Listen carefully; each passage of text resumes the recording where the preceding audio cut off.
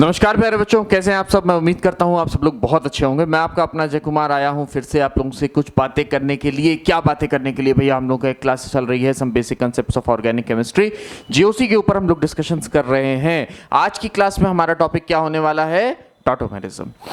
तो sir isomerism की बात चल रही है। आज आइसोमेरिज्म का लास्ट लेक्चर है ये। टॉटोमेरिज्म क्या है? टॉटोमेरिज्म हम लोगों ने आइसोमेरिज्म में पढ़ा कि जिसका मॉलिक्यूलर फॉर्मूला सेम हो, कभी कभी स्ट्रक्चरल फॉर्मूला सेम हो या स्ट्रक्चर फॉर्मूला डिफरेंस हो, है ना। स्ट्रक्चरल फॉर्मूला सेम होगा तो ओरिएंटेशन में डिफरेंस होगा, स्ट्रक्चरल फॉर्मूला सेम नहीं होगा तो स्ट्रक्चरल डिफरेंसेस आएंगे। यहाँ क्या होने वाला है?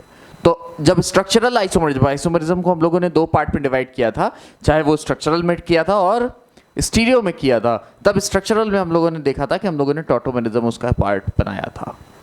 टॉटोमेरिज्म जब उसका पार्ट बनाया था तो उस समय स्ट्रक्चरल का पार्ट था।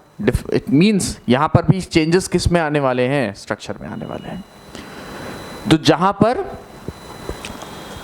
मॉलिक्यूलर फॉर्मूला सेम हो लेकिन स्ट्रक्चर में डिफरेंस हो, that is known as tautomerism. लेकिन स्ट्रक्चर में कैसा डिफरेंस हो, ये भी तो बात आती है ना। स्ट्रक्चर में डिफरेंस कैसा हो?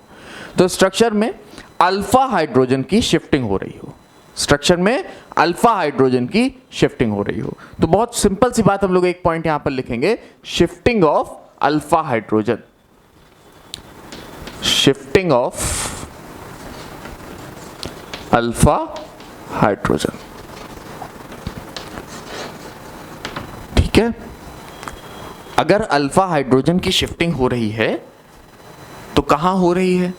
उसके बगल में ऑक्सीजन लगा है, उस ऑक्सीजन पे हो रही है। आओ देखते हैं, एक एग्जांपल देखते हैं तो ज़्यादा अच्छे से थोड़ा सा क्लियर होगा। सपोज हमारे पास कोई ग्रुप है CH3 CH2 CH2 C double bond O single bond H। Group हमारे पास कौन सा लगा है? एल्डिहाइड। ग्रुप हमारे पास कौन सा लगा है? एल्डिहाइड। अगर ये ग्रुप एल्डिहाइड लगा है तो इस ग्रुप से कनेक्टेड जो पहला कार्बन होगा वो हमारी कौन सी पोजीशन है? Alpha position. This is alpha position, this is beta position and this is gamma position. बहुत ध्यान से समझना, यहां मैंने तीन पोजीशंस का नाम लिया है, अल्फा बीटा गामा। तो काम कहीं ना कहीं गामा पोजीशन भी आएगी। कहां आएगी? लास्ट में देखेंगे, अभी वो विषय का चर्चा का विषय नहीं है।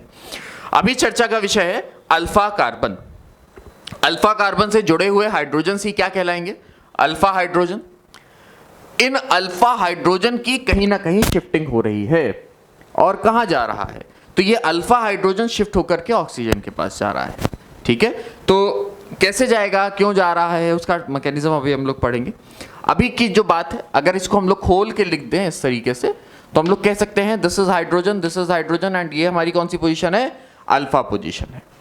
तो ये हाइड्रोजन, अल्फा हाइड्रोजन शिफ्ट होकर के ऑक्सीजन के पास चला जाए और ये डबल बॉन्ड शिफ्ट होकर के यहां पर आ जाए, तो इस तरीके की फॉर्म को हम लोग बोलते हैं टॉटोमर। कैसे बोलेंगे देखते हैं। CH3 CH2 C single bond H double bond C single bond OH and this is H। अब यहां पर इस ग्रुप में अल्कोहल आ गया और डबल बॉन्ड भी आ गया। एक अल्कोहल भी आ गया और एक डबल बॉन्ड भी आ गया। तो ऐसा कार्बन, ऐसा कंपाउंड जिसमें एक ईन है, डबल बॉन्ड मतलब ईन, एक क्या है? ईन है, और दूसरा क्या है? अल्कोहल है। तो ईन का ईन ले लो, अल्कोहल का ऑल ले लो, जो हम लोग सफिक्स में लगाते हैं ऑल। तो ईन और ऑल, इन दोनों को मिक्स कर दो, क्या नाम बनेगा? Ene plus ol. दो वॉवेल ये हटाओ, बचा क्या? ENOL। ENOL। This form is known as enol form. इस फॉर्म को क्या बोला जाता है? इनॉल फॉर्म बोला जाता है। तो एल्डिहाइड से उसका इनॉल फॉर्म बनना, एल्डिहाइड से उसका इनॉल फॉर्म बनना इज नोन एज टॉटोमेरिज्म। बहुत ध्यान से समझने वाली बात है कि हमारे पास एल्डिहाइड था, एल्डिहाइड था, इस एल्डिहाइड से इनॉल फॉर्म में कन्वर्जन हो गया और इस इनॉल फॉर्म से वापस एल्डिहाइड में भी कन्वर्जन हो सकता है। This process is known as, this whole process is known as tautomerism. क्या मेरी बात क्लियर हो रही है क्या? अरे हाँ कि ना? बहुत सिंपल सी बातें हैं, बहुत छोटी छोटी बातें हैं, बड़ी क्लास है लेकिन टेंशन वाली कोई बात नहीं है, इजी है। थोड़ा सा लंबा है टॉपिक, हमने पहले भी बात किया था कि लंबा टॉपिक होगा, और बहुत सारे ऐसे बीच में हम लोग पढ़ के आए हैं चीज़ें जो आपको यहाँ पर हेल्प करेंगी। ठीक है, तो एक सवाल और उठता है कि सर क्या ये सिर्फ एल्डिहाइड में दिखता है?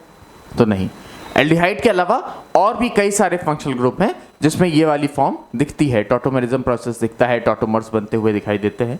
लेकिन सबसे पहले शुरुआती दौर में, एक साथ में बहुत कुछ आप लोगों के पास नहीं रख देना चाह रहा हूँ आपके दिमाग में, नहीं तो बहुत सारा प्रेशर बढ़ जाएगा, बहुत कुछ समझते हो ना, टेंशन बढ़ जाएगी। तो बहुत ज़्यादा टेंशन नहीं बढ़ानी। टॉटोमेरिज्म में अभी जो सबसे पहले हम लोग स्टार्ट करेंगे वो एल्डिहाइड और कीटोन की बात करेंगे। तो एल्डिहाइड में हम लोगों ने देखा कि कुछ हुआ। नाउ लेट्स सी, कुछ कंडीशंस देख लेते हैं कि कब कब हमको टॉटोमेरिज्म देखने को मिलेगा। ठीक है, तो दो फंक्शनल ग्रुप की अभी हम लोग बात करेंगे, दो फंक्शनल ग्रुप की बात करेंगे, एल्डिहाइड और ketone. C double bond O H R C double bond O R dash. ये हो गया हमारा एल्डिहाइड और ये हो गया हमारा कीटोन। अभी इन्हीं दोनों की बात करेंगे, किन किन कंडीशंस में हमको टॉटोमेरिज्म देखने को मिलेगा। तो एक चीज हमने देखी कि अल्फा कार्बन से हाइड्रोजन की शिफ्टिंग हो रही है। अल्फा कार्बन से हाइड्रोजन की शिफ्टिंग कब हो पाएगी?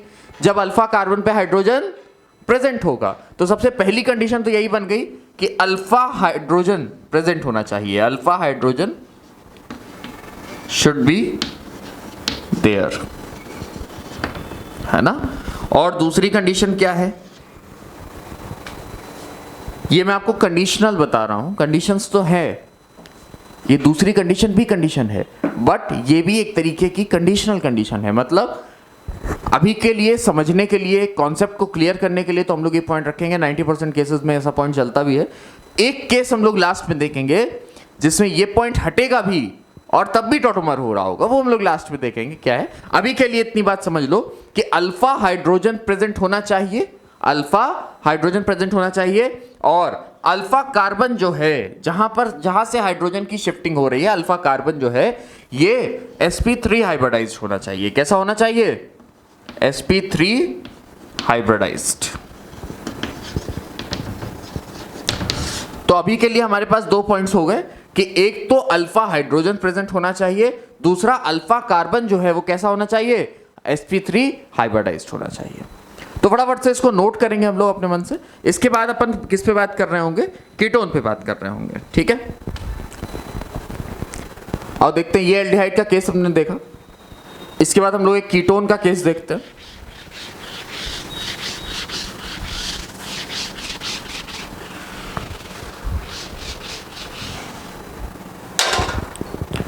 सपोज ऐसा है कुछ, CH3 C double bond O CH2 CH3। अब यहां पर एक एक कीटोन है। क्या है? कीटोन है। ये ग्रुप लगा हुआ है, फंक्शनल ग्रुप। तो ऑब्वियस सी बात है, इसके बाद पहला कार्बन ये अल्फा कार्बन है और दूसरा कार्बन ये भी अल्फा कार्बन है। यहां पर हमको दो इनॉल फॉर्म देखने को मिलेगी। कौन कौन सी? एक, या तो यहां से हाइड्रोजन शिफ्टिंग हो जाए या तो यहां से हाइड्रोजन शिफ्टिंग हो जाए। तो या जब यहां से हाइड्रोजन शिफ्टिंग हो रही है तो क्या इनॉल फॉर्म देखने को मिल रही है? देखते हैं। CH2 double bond C single bond OH single bond CH2 CH3। और जब यहां से शिफ्टिंग हो रही है तो क्या देखने को मिल रहा है? Let's see, CH3 C OH double bond CH single bond CH3। हम लोग कह सकते हैं कि एक इनॉल ये है और दूसरा इनॉल ये है। सो दिस मे बी इनॉल 1 ऐसे ही नाम रख दिया, ये इनॉल 1 और ये इनॉल 2, ये इनॉल 1 और ये इनॉल 2। तो ऐसा केस जिसमें कीटोन है और उससे 2 इनॉल फॉर्म्स बन रहे हैं, ठीक है, तो इनको हम लोग और क्या बोल सकते हैं, कीटो इनॉल, क्योंकि ये कीटोन से इनॉल बने हैं, है ना, कीटो से इनॉल बने हैं, तो इसका नाम हो सकता है कीटो इनॉल। और इस पूरे टॉटोमेरिज्म का भी नाम एक और दिया जा सकता है, कीटो इनॉल टॉटोमेरिज्म। क्या नाम दे सकते हैं हम लोग इसको, कीटो इनॉल टॉटोमेरिज्म। क्या मेरी बात क्लियर हो रही है? कीटो इनॉल टॉटोमेरिज्म। इसके बाद अपन बात करेंगे इसके मैकेनिज्म पे। मैकेनिज्म भी बहुत इंपॉर्टेंट है। आखिर ये सब हमने देख तो लिया कि डबल बॉन्ड शिफ्ट हो रहा है, हाइड्रोजन शिफ्ट हो रहा है और सब कुछ हो रहा है, लेकिन कैसे हो रहा है पूरा प्रोसेस भी तो समझना चाहिए। ऐसे हाइड्रोजन उठा और ऑक्सीजन के पास तो जाके कनेक्ट हो नहीं जाएगा, तो कैसे हो रहा है, लेट्स सी, देखते हैं। एक एल्डिहाइड लेते हैं कोई भी,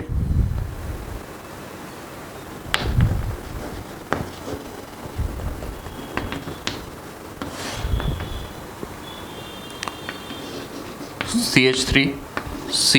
एक काम करते हैं, बोर्ड साफ कर लेते हैं तो थोड़ी स्पेस मिल जाएगी और लिखने की।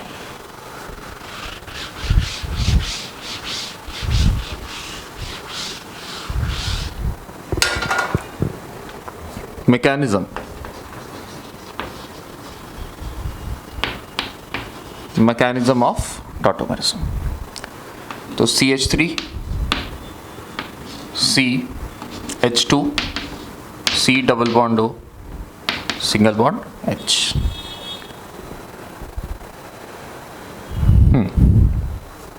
अब देखते हैं, अच्छा क्या हमको ये बात मालूम है कि अल्फा कार्बन पर या फिर ये कार्बन पे जो हाइड्रोजन्स लगे होते हैं ये कैसे होते हैं, एसिडिक हाइड्रोजन्स होते हैं। अरे हाँ मालूम है ये बात। तो इसका मतलब यहां पर भी जो हाइड्रोजन लगा है ये कैसा है, एसिडिक हाइड्रोजन है।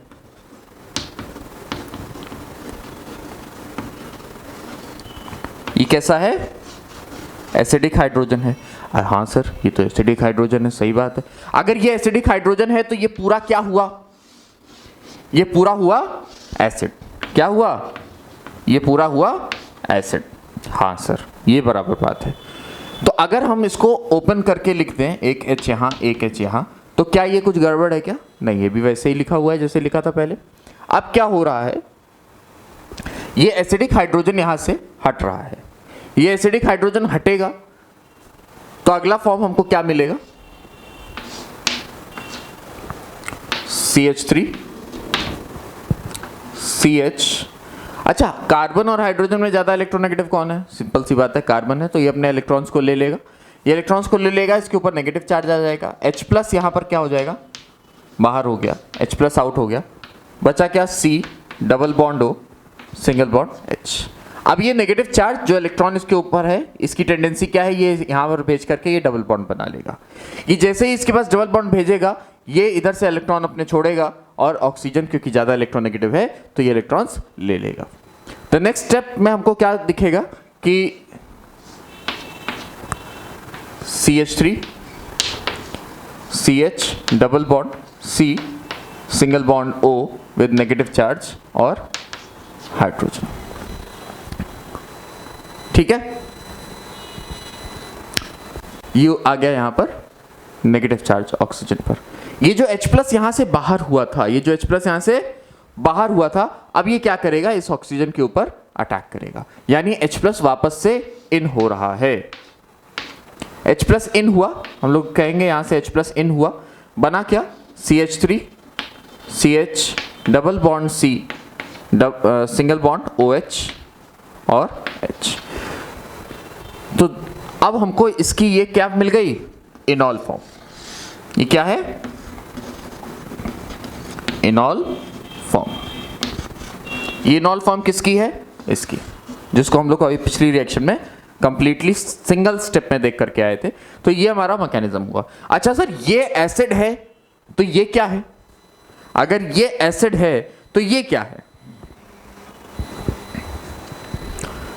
अगर ये एसिड है तो इसी का ये क्या है, कॉन्जुगेट बेस। ये क्या है इसका, कॉन्जुगेट बेस। और कॉन्जुगेट बेस की स्टेबिलिटी की अगर हम लोग बात करें, अगर हम लोग कॉन्जुगेट बेस की स्टेबिलिटी की बात करें, तो जितना एसिड जो है वो जितना ज्यादा एसिडिक स्ट्रेंथ का होगा, मतलब जितना ज्यादा स्टेबल एसिड होगा, उतना ही जितना ज्यादा स्टेबल जो है वो एसिड होगा, उतना ही ज्यादा स्टेबल क्या होगा, कॉन्जुगेट बेस भी होगा। बहुत सिंपल सी बात है। तो हम लोग कह सकते हैं अगर स्टेबिलिटी ऑफ कॉन्जुगेट बेस की बात करें तो इसके लिए एक बड़ी ही छोटी सी स्टेटमेंट में बोल सकते हैं कि stability of acid is directly proportional to stability of conjugate base. अरे हाँ की ना, जितना ज्यादा एसिड स्टेबल होगा, ये एसिड जितना ज्यादा स्टेबल होगा, इसका बेस भी उतना ही ज्यादा स्टेबल होगा। तो ये सिंपल सी बातें थी। इसमें हम लोगों ने एसिडिटी देखी, ये जितना ज्यादा एसिडिक स्टेबल होगा, उतना ही ज्यादा इसका बेस भी स्टेबल होगा। इसके बाद एक सवाल और हमारे मन में उठता है, आपके मन में भी उठा होगा कि इनॉल कितना परसेंट बनेगा, है ना। तो इसको नोट करो, नेक्स्ट हेडिंग डालो, इनॉल परसेंटेज इन टॉटोमेरिज्म।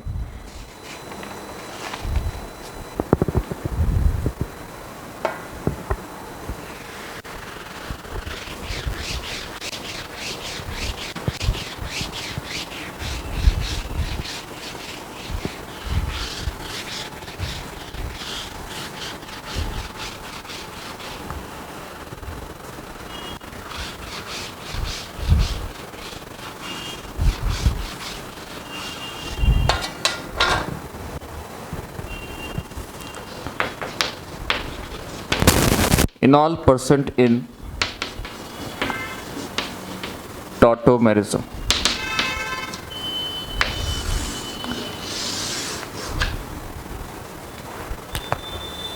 अभी हम लोगों ने यहाँ पर कीटोन से इनॉल फॉर्म देखा है ना, जिसको हम लोगों ने कीटो इनॉल फॉर्म्स बोला, कीटो इनॉल टॉटोमेरिज्म बोला। एल्डिहाइड से इनॉल बनते देखा। आइए देखते हैं, एक बार दोबारा से समझने की कोशिश करते हैं।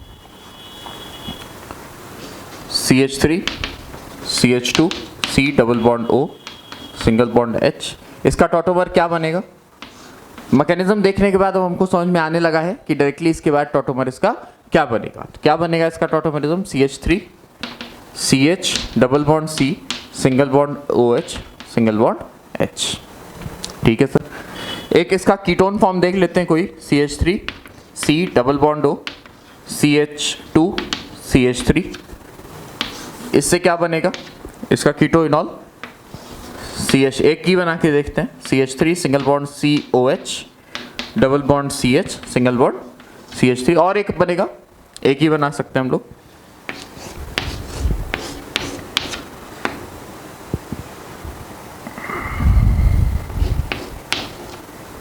Double bond O। It is also an ketone, और इसको हम लोग बोलेंगे साइक्लिक कीटोन। इसका टॉटोमर कैसा बनेगा, इधर भी डबल बॉन्ड आ सकता है और इधर भी डबल बॉन्ड आ सकता है। तो दिस इज साइक्लिक कीटोन, और ये साइक्लिक इनॉल, दिस इज कीटोन, ये इसका इनॉल कीटो इनॉल,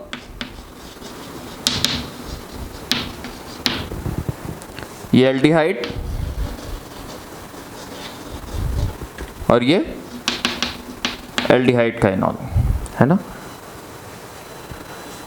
ज्यादा स्टेबल कौन होगा, ज्यादा स्टेबल कौन होगा, तो हम कहेंगे ज्यादा स्टेबल ये है, this is more stable, and this is less stable.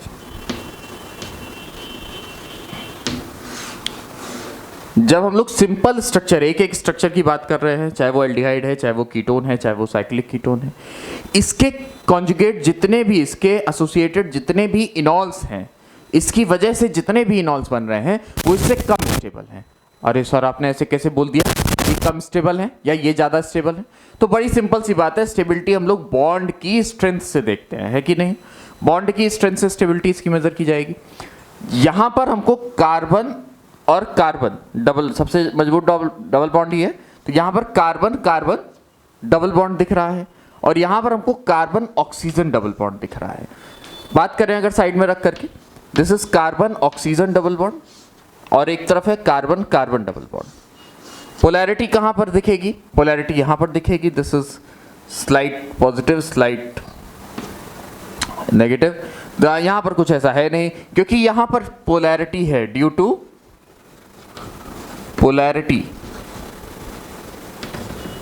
Polarity की वजह से ये वाला जो बॉन्ड है ये स्ट्रॉन्गर है कंपैरेटिव टू दिस। तो अगर ये स्ट्रॉन्गर है तो ये जिस कंपाउंड में होगा वो ज्यादा स्टेबल भी होगा, ये स्टेबल होगा तो इसका मतलब इसकी जितनी सिंपल फॉर्म्स होंगी ये सब ज्यादा स्टेबल होंगी comparative to their enol forms, और इतनी स्टेबल होंगी कि ये वाली जो फॉर्म्स हैं, जो सिंपल वाली फॉर्म्स हैं, ये अप्रोक्सीमेटली 99.9% बन रही होंगी, जबकि जो इसकी इनॉल फॉर्म्स हैं ये सिर्फ 0.1% बन रही है। क्या मेरी बात क्लियर हो रही है? जब सिंपल फॉर्म और इनॉल फॉर्म की बात करेंगे तो सिंपल फॉर्म्स 99.9% बनेंगी और इनॉल फॉर्म 0.1%। इतना डिफरेंस देखने के लिए मिलेगा। एक बहुत अच्छा एग्जांपल और देखते हैं, एक बहुत अच्छा ये नोट कर लेना, ये तो बहुत इंपॉर्टेंट है समझना। हम हमेशा जिस तरीके से बोलते हैं उसी तरीके से आपको नोट करना है कि पहले पढ़ना है, पढ़ करके समझना है, और समझ करके खुद से नोट करना है, ताकि जो समय आप पढ़ने में दे रहे हैं वो समय आपका वेस्ट ना हो। बहुत सिंपल सी बातें हैं। इसके बाद हम लोग डिस्कस कर रहे हैं एक बड़ा ही अच्छा एग्जाम्पल, और देखते हैं कि उसका इनॉल परसेंट क्या इसके इनॉल परसेंट से मैच करता है, उसका इनॉल परसेंट क्या इसके इनॉल परसेंट से मैच करेगा। आओ देखते हैं। बहुत बढ़िया एग्जांपल है, CH3 C double bond O, CH2 C double bond O, CH3। क्या है ये? Acetyl acetone. इसका नाम क्या रखा जाएगा? इसी को भी ऐसे ही बना दें, थोड़ा और अच्छा देखने को लगेगा ये CH3। तो ये स्ट्रक्चर क्या है? Acetyl acetone. कैसे नाम पड़ा? एसिटिल एसीटोन कैसे नाम पड़ा? CH3 C double bond O। ये स्ट्रक्चर क्या है? This is acetyl. एक second,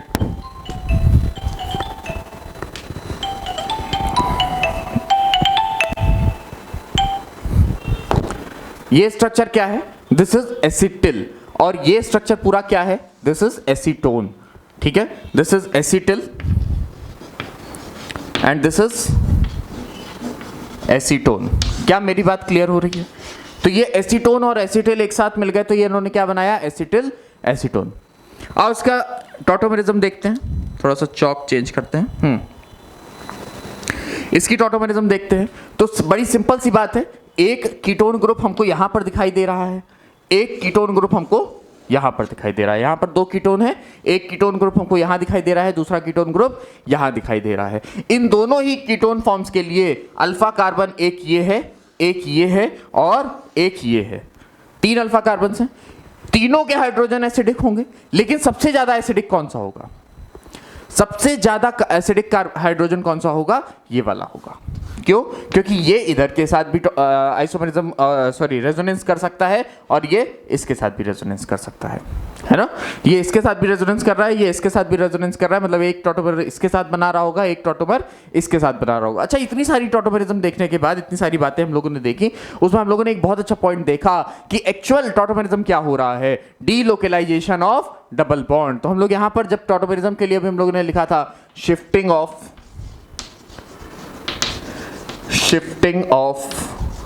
hydrogen, alpha hydrogen, shifting of alpha hydrogen.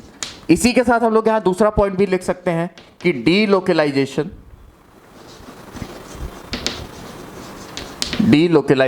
Of double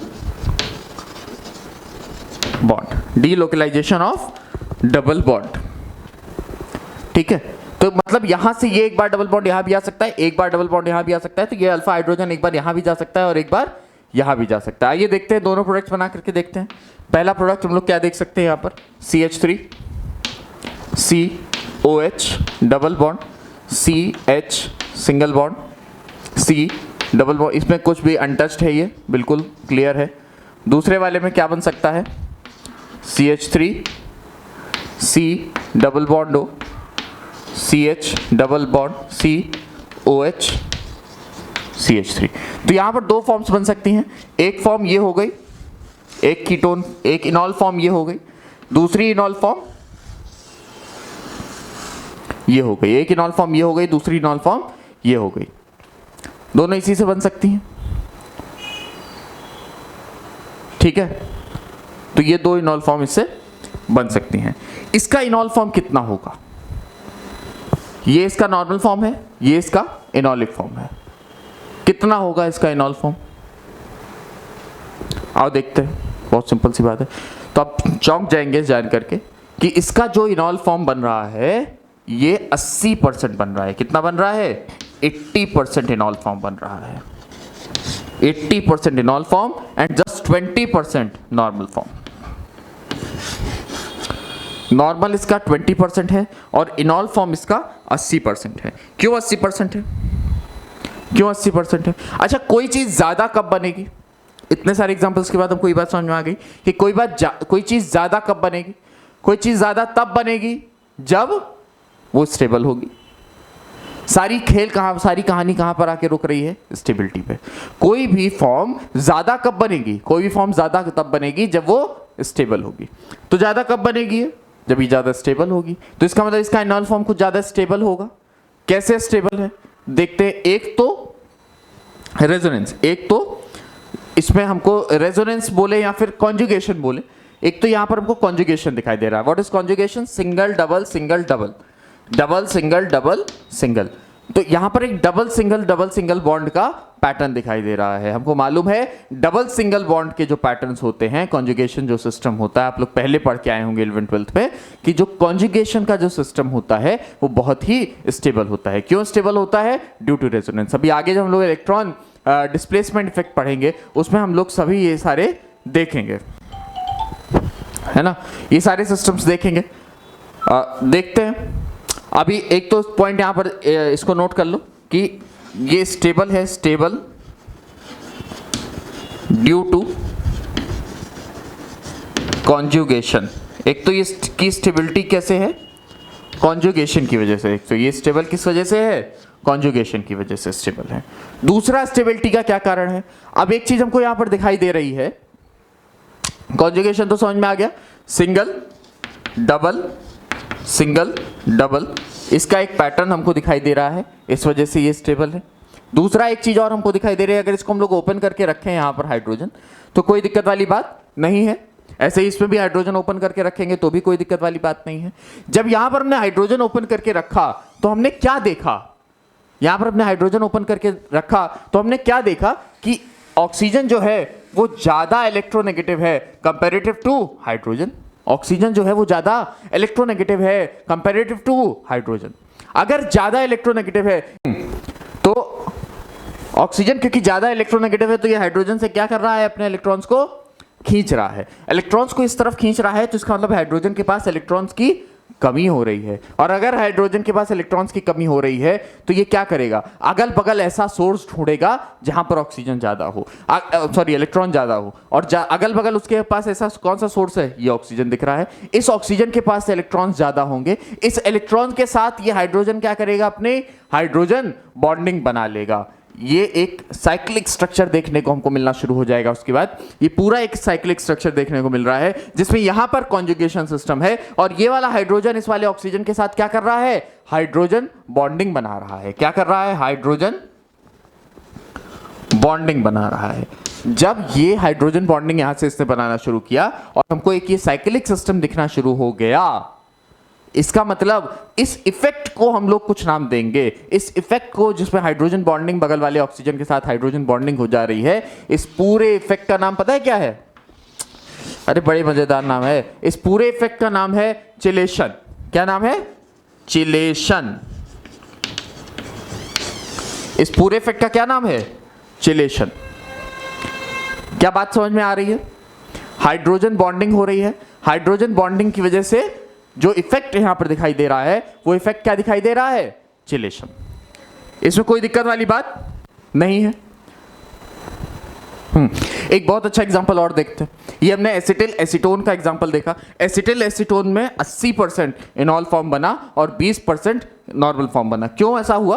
क्योंकि ये जो कार्बन, जिसके ऊपर जो मोस्ट एसिडिक कार्बन है, जो बहुत बहुत ज्यादा एसिडिक कार्बन है, इससे जो इनॉल फॉर्म बन रही है, इससे जो इनॉल फॉर्म बन रही है, वो बहुत ज्यादा स्टेबल है। और उसकी स्टेबिलिटी दो कारणों की वजह से आ रही है। एक तो कॉन्जुगेशन सिस्टम है, एक तो कॉन्जुगेट सिस्टम है, इस वजह से स्टेबिलिटी है, और दूसरा हाइड्रोजन बॉन्डिंग बना रही है, यानी चिलेशन कर रही है। तो दो इफेक्ट्स इसमें हमको दिखाई दिए, एक तो कॉन्जुगेशन और दूसरा चिलेशन। आओ देखते हैं एक एग्जांपल और बड़े मजेदार है, इथाइल एसिटिल एसीटोन। इसके बाद इथाइल एसिटिल एसीटोन देखते हैं।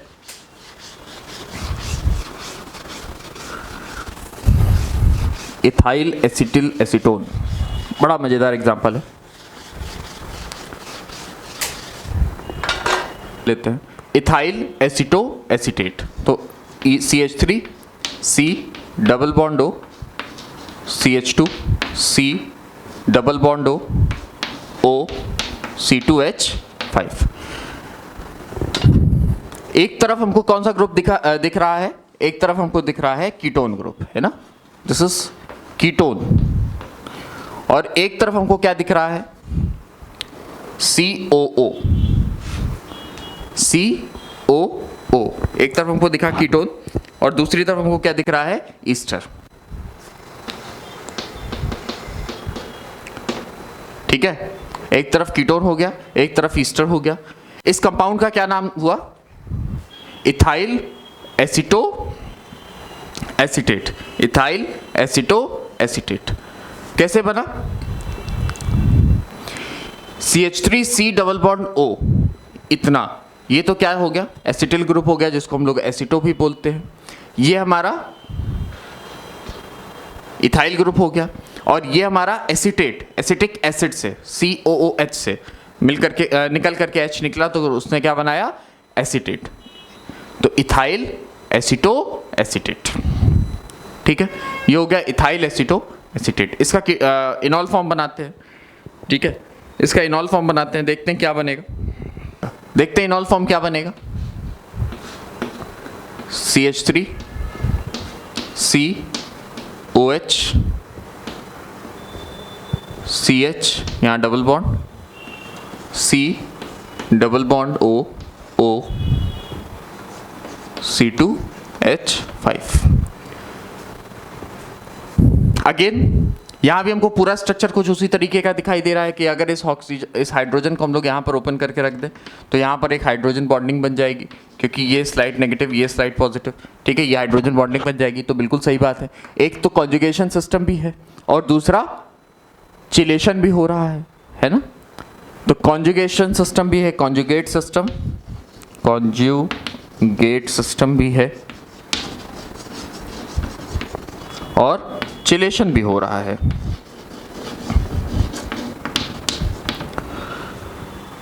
तो साहब 80% ये भी बनना चाहिए, है ना। 80% इनॉल फॉर्म ये भी बननी चाहिए, जिससे नॉर्मल 20% बचे। लेकिन यहां पर हम लोग थोड़ा सा ट्विस्ट देखते हैं। यहां पर 80% की बजाय 8% इनॉल फॉर्म बनती है। कितनी बनती है? 8% इनॉल फॉर्म बनती है, 92% ये बनता है। तो स्टेबल है, तो नॉर्मल इनॉल फॉर्म से तो ज़्यादा ही बनेगा, तो ज़्यादा ही बना। कहाँ 0.1% बन रहा था, कहाँ 8% बन रहा है।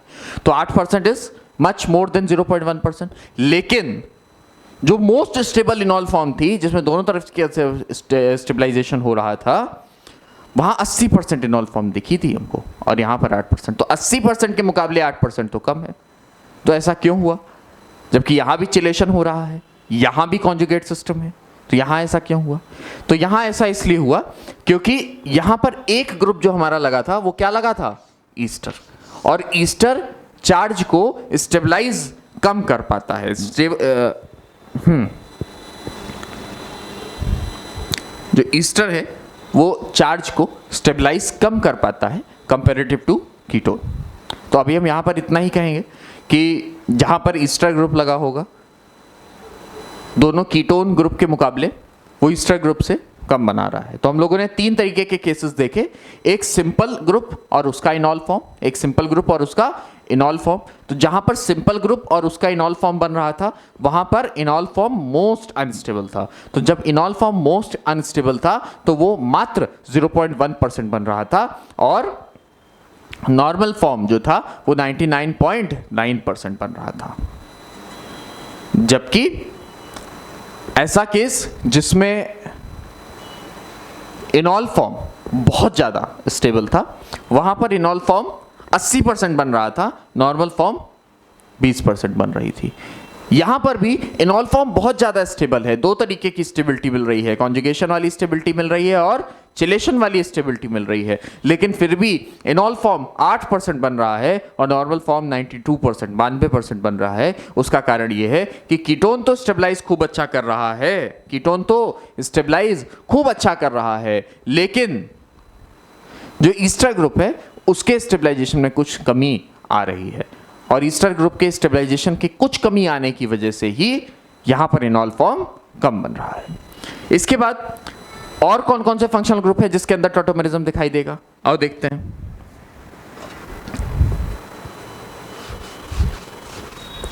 तो हेडिंग डालेंगे tautomerism in other functional group.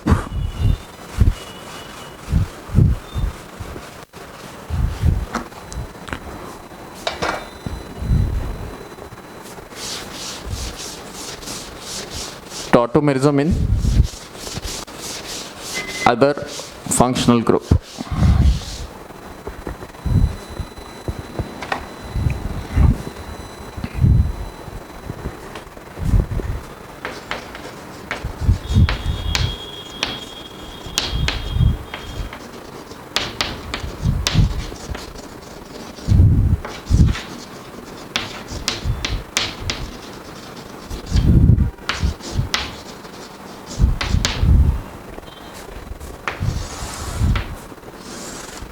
तो कुछ टॉटोमर्स मैं बता रहा हूं आप लोगों को कि जैसे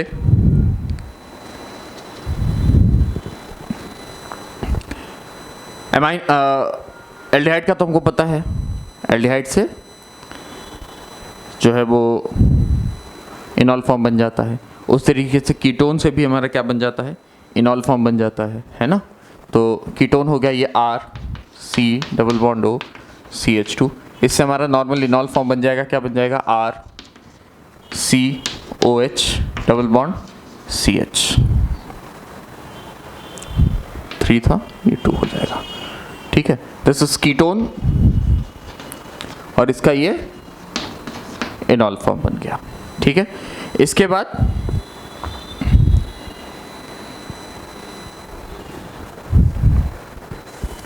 RC⋯ONH2 CONH2। This is what?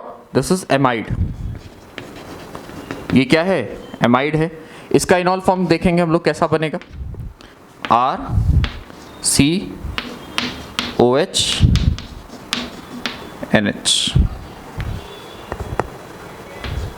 इसको क्या बोलते हैं? एमाइडॉल। इसको क्या बोलेंगे? एमाइडॉल। ठीक है, इसके बाद एक ग्रुप और होता है, कौन सा? RCNHCH3। RCNHCH3।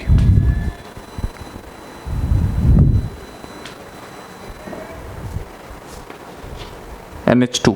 इसको क्या बोलते हैं? इमीन। इमीन। इसका क्या फॉर्म बनेगा? इनॉल या टॉटोमर क्या बनेगा इसका? RCNH3CH2। दिस इज इनोमीन, थोड़े नाम हैं ये आपको याद रखने हैं, इनोमीन। ठीक है, तो ये 3 ग्रुप्स हो गए। कीटोन से इनॉल बना, एमाइड से एमाइडॉल बना, इमीन से इनोमीन बना। इसके बाद हम लोग देखेंगे नाइट्रोफॉर्म, RCH2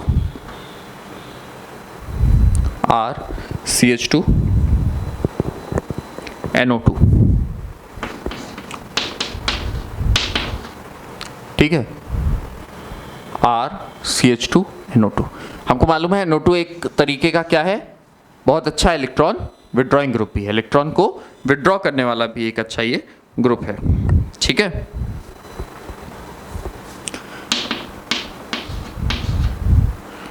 यहां पर डबल बॉन्ड की शिफ्टिंग कहाँ होगी, इसकी डबल बॉन्ड की शिफ्टिंग यहां पर होगी, अल्फा हाइड्रोजन यहां से शिफ्ट होगा। तो बहुत बेसिक वाली जो बात है कि अल्फा हाइड्रोजन शिफ्टिंग होती है, ये हमको बहुत अच्छे से याद रखना है कि चाहे नाइट्रो ग्रुप लगा हो, चाहे एमाइड ग्रुप लगा हो, चाहे कोई भी ग्रुप लगा हो, हमको शिफ्टिंग किसकी करानी है, अल्फा हाइड्रोजन की। ठीक है, तो अल्फा हाइड्रोजन की शिफ्टिंग कराएंगे, देखते हैं। RCH double bond N, single bond OH और सिंगल बॉन्ड O, इसके ऊपर प्लस, इसके ऊपर माइनस। ये क्या है, नाइट्रो, ये नाइट्रो ग्रुप है और इसको हम लोग बोल देते हैं टॉटोमर ऑफ नाइट्रो या फिर SI फॉर्म, इसको SI फॉर्म के नाम से भी जाना जाता है। ठीक है, ये हो गया क्या, SI फॉर्म। इसके बाद ईस्टर देखते हैं, RCH2C डबल बॉन्ड OR। ठीक है, ये अभी हम लोगों ने देखा था, यहां पर भी बन जाएगा।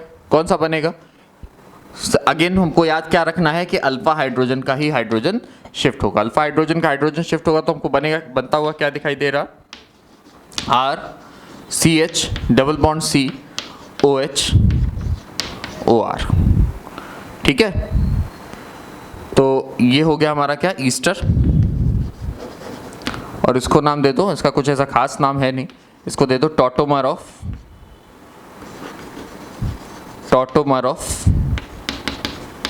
ईस्टर। इसका क्या नाम हो गया, टॉटोमर ऑफ ईस्टर। इसके बाद एक और देख लेते हैं, बड़ा ही बढ़िया ग्रुप है वो भी, ऑक्साइम, है ना। ऑक्साइम हम लोग पढ़ के आए हैं इससे पहले भी, याद करे हो और बताओ कहाँ पढ़े हैं, C डबल बॉन्ड OH। ठीक है, C double bond OH, this is oxime. ये पहले से ही इनॉलिक फॉर्म में है, ध्यान रखना, डबल बॉन्ड और OH से हम लोग अब बनाएंगे इसको। ठीक है, ये ऑक्साइम है, इनॉल तो नहीं है ये, लेकिन OH एल्कोहलिक ग्रुप है। इससे हमारा क्या बनेगा,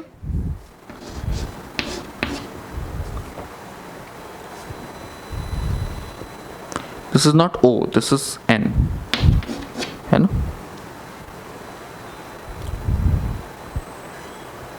इससे हमारा क्या बनेगा, और इस ग्रुप को भी आप लोग पहचानिए, RC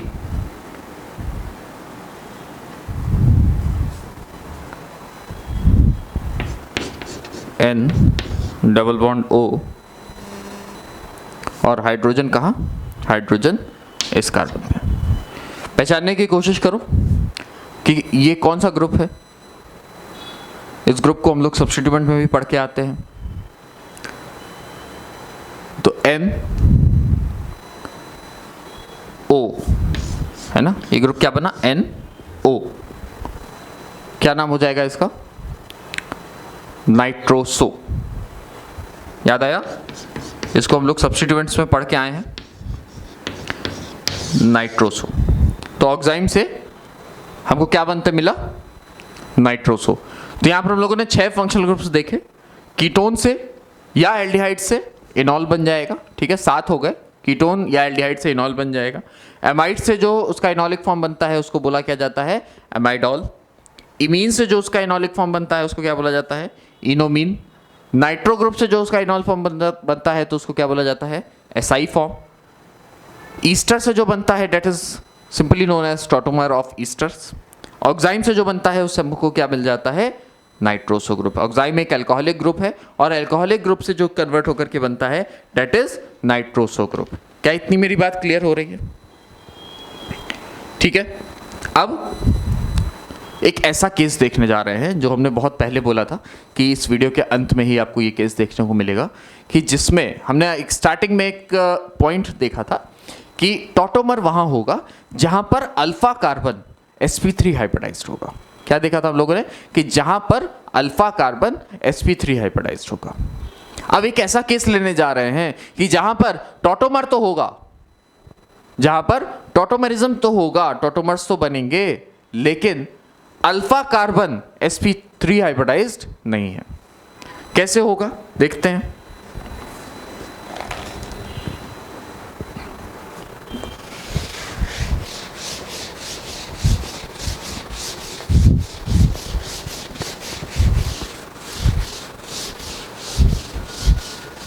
हेडिंग डालेंगे participation of gamma hydrogen in tautomerism. Participation of gamma hydrogen in tautomerism. तो एक ये ग्रुप ले सकते हैं हम लोग जिसमें यहां डबल बॉन्ड O है। इसके अल्फा कार्बन को हम लोग हटा दें, यहां से अल्फा हाइड्रोजन हटा दें, यहां पर CH3 लगा दें, यहां पर भी CH3 लगा दें।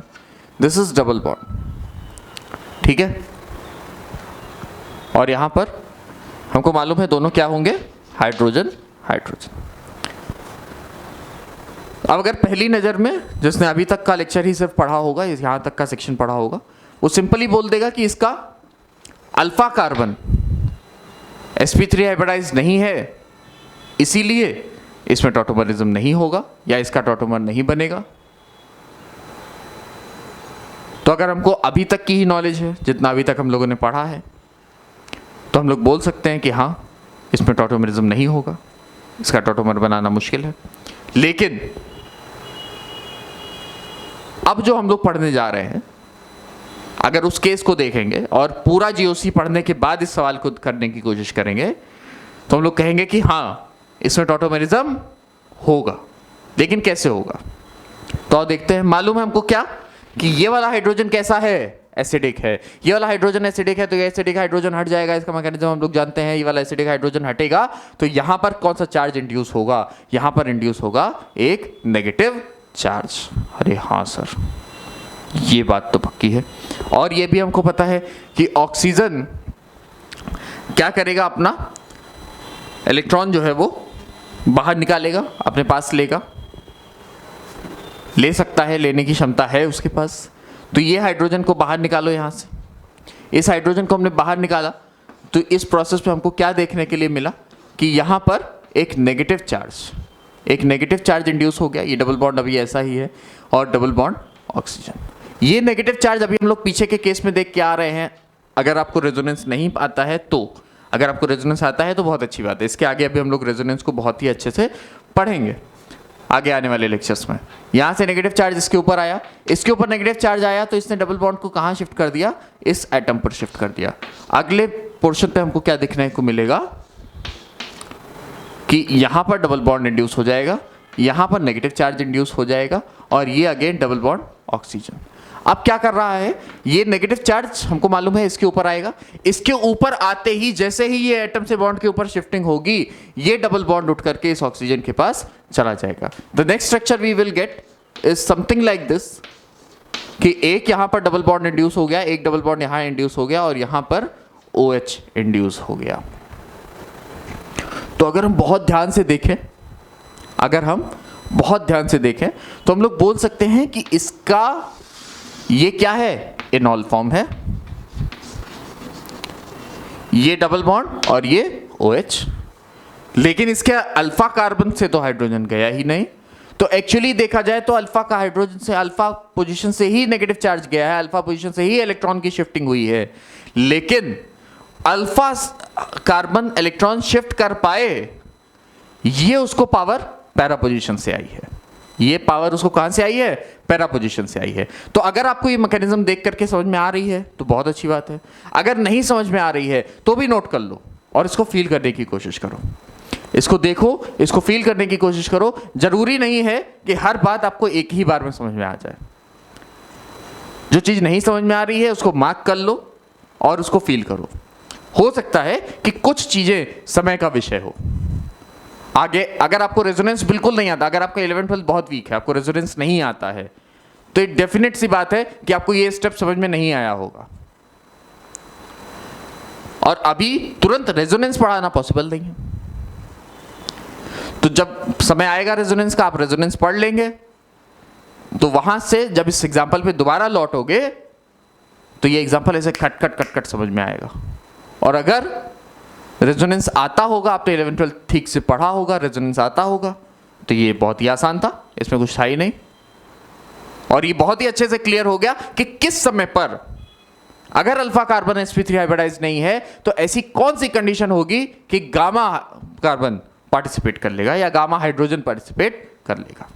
तो जहां से गामा हाइड्रोजन शिफ्ट हो सकता हो, गामा हाइड्रोजन पैरा पोजीशन पे लगा होगा तो शिफ्ट हो जाएगा, मेटा पोजीशन पे लगा होगा तो नहीं शिफ्ट होगा। बहुत सिंपल सी बात है। तो अब इस विषय पे ज्यादा और डिस्कशन नहीं करेंगे, नहीं तो वो बच्चे जिनको रेजोनेंस नहीं आता है ठीक से, उनको बहुत ज्यादा कंफ्यूजन हो जाएगा, और जिनको रेजोनेंस आता है उनको इससे ज्यादा डिस्कशन की इस विषय पर आवश्यकता नहीं है। अगर नहीं आया है तो मार्क कर लो, फील करो, बस ये समझने की कोशिश करो कि कैसे। इतना तो समझ में आ गया होगा कि एसिडिक हाइड्रोजन है तो ये बाहर हो गया है, एसिडिक हाइड्रोजन बाहर हो गया तो नेगेटिव चार्ज हो गया। इससे पहले भी हम लोगों ने अभी एक जगह देखा था कि कार्बन के ऊपर किसी भी चीज, अभी तुम्हारे ऊपर ही अगर एक 3-4 मटका पानी भर के रख दिया जाए, अगर 3-4 मटका पानी ऐसे सर के ऊपर भर के रख दिया जाए, तो तुम कोशिश करोगे कि अगल बगल जो भी आदमी है वो तुमसे कुछ मटके ले ले। अरे पूरा ना ले तो कुछ तो ले ले, अरे हाँ कि ना, और पूरा ले ले तो बहुत अच्छी बात है। तो वही इस कार्बन ने भी काम किया। इस कार्बन के ऊपर नेगेटिव चार्ज आ गया था, बहुत सारा इलेक्ट्रॉन एक्स्ट्रा आ गया था, तो इसने क्या किया, अपने बगल वाले को थोड़े इलेक्ट्रॉन्स उठा करके दे दिए। इसने वैसे ही अपने बगल वाले को थोड़े इलेक्ट्रॉन्स दिए, ये हल्का हो गया। लेकिन बगल वाले के ऊपर चार्जेस आने लगे तो उसने फटाक से आगे अपना इलेक्ट्रॉन ट्रांसफर कर दिया। जैसे ही उसने आगे अपना इलेक्ट्रॉन ट्रांसफर किया ताकि इसको एब्जॉर्ब कर सके, तो इसको तो एब्जॉर्ब कर लिया लेकिन अपने इलेक्ट्रॉन्स तो दे दिया ना। अपने इलेक्ट्रॉन्स दे दिया तो आगे वाले के ऊपर फिर से चार्ज आ गया, चार्ज आया उसने आगे ट्रांसफर किया। तो this is very basic phenomena जिसको हम लोगों ने समझने की कोशिश किया। इसके बाद एक हाइड्रोजन का ही आइसोटोप होता है, that is known as deuterium, DEUTORIUM, deuterium. ठीक है,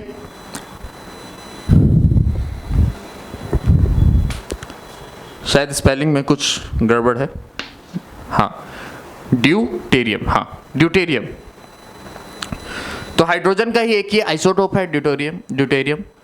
इस ड्यूटेरियम से हम लोग क्या देखेंगे कि नॉर्मल टॉटोमेरिज्म तो हमको मालूम है। नॉर्मल टॉटोमेरिज्म में क्या होता है कि इनॉल फॉर्म बनती है। आइए देखते हैं, एक मिनट, इसको रब कर रहा हूं मैं। नॉर्मल टॉटोमेरिज्म में हमको मालूम है, बड़ा ही सिंपल सी बात है, क्या कि CH3 CH2 C double bond O single bond H, ये कार्बन कैसा है, sp3 हाइब्रिडाइज्ड होना चाहिए। ये sp3 हाइब्रिडाइज्ड कार्बन है तो यहाँ से हाइड्रोजन शिफ्टिंग हो गई। हाइड्रोजन शिफ्टिंग हुआ तो हमको टॉटोमर क्या देखने को मिला, CH3 CH double bond C OH और हाइड्रोजन। ठीक है, तो इसका ये टॉटोमर हो गया। लेकिन जब हम यहीं पर ड्यूटेरियम जो है वो इंट्रोड्यूस हो जाता है तो हम लोग बड़ी ही सिंपल सी रिएक्शन देखते हैं। क्या हो रहा होगा कि जो अल्फा कार्बन के हाइड्रोजन हैं, यानी अल्फा हाइड्रोजन है, तो हम लोग बोल सकते हैं CH3 CH2 C double bond O single bond H, और यहां पर D2O, जैसे H2O होता है, जैसे H2O होता है वैसे ड्यूटेरियम के लिए क्या हो जाएगा, D2O। तो D2O को इंट्रोड्यूस करा दिया हमने, यहाँ से D2O के प्रेजेंस में D2O के साथ रिएक्शन कराई, और किसकी प्रेजेंस में कराई, जैसे NaOH होता है उसी तरह यहाँ पर क्या हो जाएगा NaOD, क्योंकि H का ही आइसोटोप है D। तो NaOD के प्रेजेंस में रिएक्शन हुई। ये रिएक्शन जब पूरी होगी तो हमको देखने के लिए मिलेगा कि जो अल्फा हाइड्रोजन है, यानी अल्फा कार्बन्स के साथ जो हाइड्रोजन लगे हुए हैं, ये दोनों ही हाइड्रोजन किस में शिफ्ट हो जाए, चेंज हो जाएंगे D2 में। ये दोनों ही हाइड्रोजन किस में चेंज हो जाएंगे D2 में। तो क्या बन जाएगा हमारा CH3, CH हट के क्या हो जाएगा CD2, C double bond O H। और ये कैसे चेंज हुआ, इसकी बड़ी ही अच्छी मैकेनिज्म है, देखते हैं वो मैकेनिज्म भी, ठीक है। और बहुत ध्यान रखना कि जो टॉटोमेरिज्म है, जो टॉटोमेरिज्म की प्रोसेस है, ये एसिड के साथ तो कैटालाइज होती ही है, बेस के साथ भी कैटालाइज हो जाती है। मतलब टॉटोमेरिज्म में चाहे एसिड मिलाओ चाहे बेस मिलाओ, रिएक्शन तेज होती ही है, रिएक्शन तेज होती ही है। इसकी मैकेनिज्म देखते हैं कैसे ये ड्यूटेरियम जो है वो अल्फा हाइड्रोजन्स को चेंज कर दे रहा है। देखते हैं इसकी पहले तो टॉटोमेरिज्म की मैकेनिज्म हमको मालूम होनी चाहिए। टॉटोमेरिज्म की मैकेनिज्म क्या होती है, CH3 CH2 C double bond O single bond H। हमको मालूम है ये टूटता है, ठीक है, हाइड्रोजन टूटता है, इसके ऊपर नेगेटिव चार्ज इंड्यूस हो जाता है, ये नेगेटिव चार्ज यहाँ पर आता है और बनता क्या है CH3 CH, ये नेगेटिव चार्ज हट गया, डबल बॉन्ड C, ये ऊपर चला गया OH और H, इस तरीके से हमारा बन गया। लेकिन अगर जब ये नेगेटिव चार्ज बना था, C के ऊपर नेगेटिव चार्ज आया था, यहीं पर अगर इसमें हम लोग D2O मिलाए हुए हैं, तो ये D2O मिलाने की वजह से ही, इसी केस पर ही, क्योंकि D2O का अगर स्ट्रक्चर देखें तो भी कुछ ऐसा ही होगा, तो इसके ऊपर स्लाइट नेगेटिव चार्ज, इसके ऊपर स्लाइट पॉजिटिव चार्ज। इस कार्बन के ऊपर जैसे ही नेगेटिव चार्ज आएगा, ये पॉजिटिव वाला इसके ऊपर अटैक कर देगा। अगर ये पॉजिटिव वाला इसके ऊपर अटैक कर देगा तो ये इस प्रोसेस को आगे फॉलो नहीं करेगा, बल्कि ये वाला प्रोसेस फॉलो करेगा। क्या प्रोसेस फॉलो करेगा, CH3 C, यहाँ से फट से D जुड़ जाएगा, जैसे ही नेगेटिव यहाँ से हटेगा, नेगेटिव चार्ज आएगा, तुरंत D प्लस यहाँ पर अटैक करके D जुड़ जाएगा और H C double bond O H। Again ये टॉटोमर करने की कोशिश करेगा, यहाँ से हाइड्रोजन हटेगा, हाइड्रोजन के हटते ही इसके ऊपर क्या चार्ज आ जाएगा, फिर से CH3 C D negative charge, carbon double bond O hydrogen. जैसे ही नेगेटिव चार्ज आया, जो और D पॉजिटिव था उसने यहाँ पर भी अटैक कर दिया, यहाँ पर अटैक किया तो हमको क्या मिल गया, अगला CH3 C D D C double bond O H। इस तरीके से हमको ये वाला प्रोडक्ट मिल गया, जिसमें दोनों अल्फा हाइड्रोजन जो हैं वो ड्यूटेरियम से रिप्लेस हो गए थे। अब अगला सवाल ये भी उठता है कि जब ड्यूटेरियम हाइड्रोजन का ही आइसोटोप है तो हाइड्रोजन ही क्यों टूट रहा है, ड्यूटेरियम क्यों नहीं टूट रहा है? तो इसलिए नहीं टूट रहा है क्योंकि कार्बन ड्यूटेरियम बॉन्ड जो है वो थोड़ा सा ज़्यादा मजबूत होता है कार्बन हाइड्रोजन से, ठीक है। तो इस तरीके से हमने देखा कि कैसे ड्यूटेरियम जो है वो अल्फा कार्बन के दोनों हाइड्रोजन्स को रिप्लेस कर देता है। तो आज के लेक्चर को अगर हम लोग समराइज करने की कोशिश करें तो टॉटोमेरिज्म हम लोगों ने पढ़ा, उसका बेसिक्स पढ़ा, टॉटोमेरिज्म देखे, कई सारे फंक्शनल ग्रुप में टॉटोमेरिज्म क्या क्या बनाते हैं, टॉटोमर्स एनॉल फॉर्म के क्या क्या नाम होते हैं वो भी हम लोगों ने देखा। उसको देखने के बाद हम लोगों ने ये भी देखा कि अगर अल्फा हाइड्रोजन जो है वो अल्फा कार्बन sp3 हाइब्रिडाइज नहीं है तो ऐसे केसेस में किस तरीके का केस हो कि गामा हाइड्रोजन पार्टिसिपेट करना शुरू कर दे। इसके बाद हमने ये भी देखा कि ड्यूटेरियम कैसे अल्फा कार्बन के दोनों हाइड्रोजन्स को रिप्लेस कर देता है। तो टॉटोमेरिज्म में हमारे तरफ से इतना ही।